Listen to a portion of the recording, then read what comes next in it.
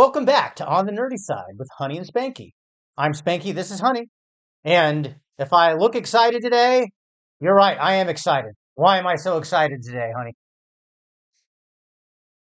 Because we're going to talk about Star Trek, the thing you watch every single day of your life. Yay! I finally get to talk about Star Trek. That's right, Yay. folks. We've reached the ultimate nerdiness. This might be our nerdiest episode. I'm wearing your ultimate nerd thing that you have. It's a working telephone thing. Yeah, it's a Bluetooth. Well, it's supposed to be a Bluetooth, communicator that would hook up to the phone. Unfortunately, it never got loud enough. So hopefully they've improved Yeah, that no stuff. one could But it's hear the you. only real magnetic Star Trek badge I had. So I'm already wearing my Good. Spock shirt, but it is pretty cool. Um, yeah. So specifically, we're talking about Star Trek and Star Trek's kind of like relationship with artificial intelligence and the different ways they've depicted it over the 50 plus years that the show's been on, and its issues that they've kind of tackled like right away.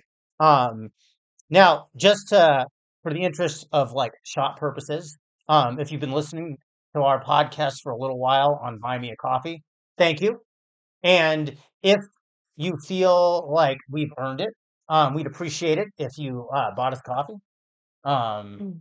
and if this becomes a clip on YouTube, thank you for watching us on YouTube and support us on Buy Me a Coffee if you feel the desire. But anyway, back to the show. We're going to focus on the artificial intelligence episodes, and just as if you're a Star Trek fan, you probably are aware that like there are artificial intelligence characters. The most famous one being Commander Data, played by the talented Brent Spiner.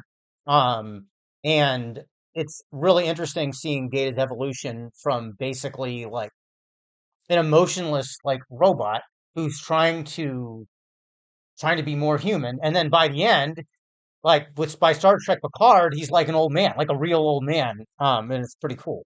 Uh, and then of course, there's the Doctor, who is the I forgot the abbreviation of what they call him, but basically he's like in Voyager, they don't have a doctor on the ship, so they are reliant on the holograph.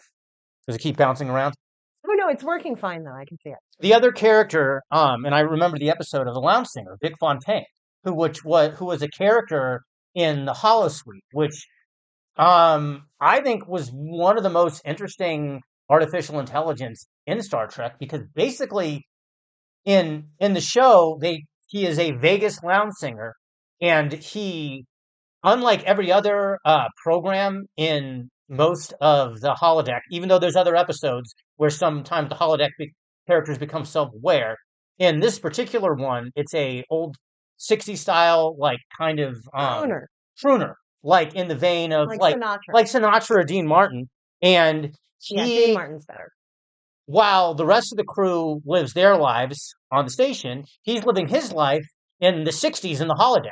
But they interact, and he gives the characters love advice, which is pretty interesting. Um, and that guy is played by an actor who actually just passed away, because I double checked just doing some research. Name's James Darren, who did a really, he's great in the Oh my episode. God, Yeah, he's amazing. And he yeah, totally reminds me of a lot of the old LA guys. yeah. So we'll talk a little bit about the main episode a little bit later in the show. And then of course people are going to ask us, wondering, the Star Trek fans, talk about the Borg, right? Because the Borg is probably the most famous villains, cybernetic organisms in the Next Generation and most of Star Trek. But upon discussing it, Honey and I really weren't sure if it's technically artificial intelligence. Um, Yeah, the more that we talked about it and we were discussing kind of the hive mind aspect of how it's like a top-down command center between the cybernetic beings and the Borg Queen. In some ways, it reminds me more of a cult right, than an artificial intelligence network. right, because in in the Star Trek universe, the Borg is controlled by the Borg Queen, like kind of like a queen, uh, Hmm. Queen Bee or like the Queen Alien Queen in the Wasp. Alien Oh yeah. universe, which was one of the inspirations for the Borg, because they are sort of like kind of a cult and also like a parasitic organism. Hmm. And even though they use technology, and she uses technology and computers to communicate and everything, it's way more like psychic, like and actually more uh like biological than you'd think. Like I actually don't think it's artificial intelligence. It is more of like a cult and someone just using technology to control people and to control their minds and groupthink and all that stuff. And Well, and I yeah, mean, I think that an argument can be made that we see certain aspects of that pop up today with right, certain exactly. individuals who are trying to sort of lead the AI revolution. That I don't know, by my accounts, um, I'm kind of pessimistic, sort of, you know. Yeah. I guess we should make our feelings clear. We are biased against artificial intelligence. And basically, what they're trying to sell us as artificial intelligence now, which is not artificial intelligence. These damn things, this isn't like your Siri, whatever Chat GPT is, what do they call it, a large language model, something, blah, blah, blah. Hmm. It is like a predictive algorithm that will it's trying to predict what you're responding to, like what you think, but it can't think for itself. It's word DJ. It's word DJ, it's picture DJ, it's movie DJ, it's Yes. music DJ. And it's mixing up all the Yeah, crap online from all the people that, we're not like interested in what they have to say right. And it's anyways. a lot of stolen information. And of course, what we see with what they pass off as artificial intelligence ends up being like the worst of us, kind of, because that's all it can scrape. And in Star Trek, it's actual artificial intelligence. Data is like a living thing with a conscience, a consciousness, and he aspires to be more human to do the right thing. He doesn't want to be a robot. And then like the doctor is basically like programmed with all the best doctors in the history of um of the Star Trek universe.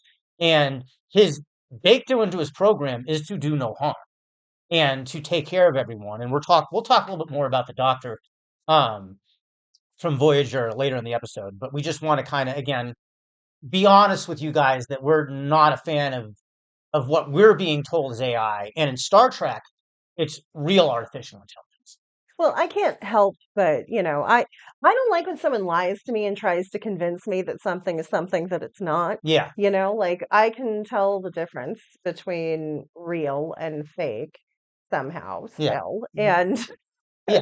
they keep trying to convince us, oh, we need to, invest $1 trillion on this. We already fucking did that.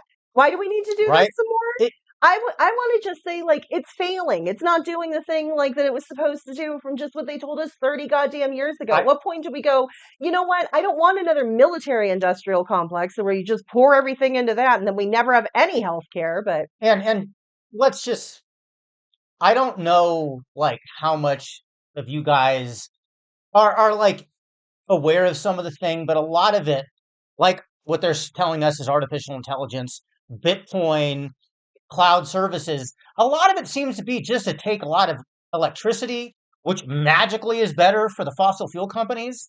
It's a little suspicious to me that like they just, oh, it'll work one day. We just need more power. So forget water, forget like climate change. We need to pump this fairy tale of what we think artificial intelligence by, oh, by the way, it might kill you. We can't even control it. It's like, anyway, the it's just fucking crazy. decentralization of power to me Right. just seems like, you want to off-road the power from the banking and the healthcare Yeah. system and the government all the way over to the dark web, Silk Road. Like, oh my Right. God, no! We all Yeah. understood we didn't want crime and evil to be Right. in charge of everything, but I don't know. Some people are still on board with that. Well, So because they like the ideas, and I understand what it's like to have a desire for something that sounds cool to be real. I'm not unhuman. I understand that, right. but I don't understand how we can all get lost in the fog forever.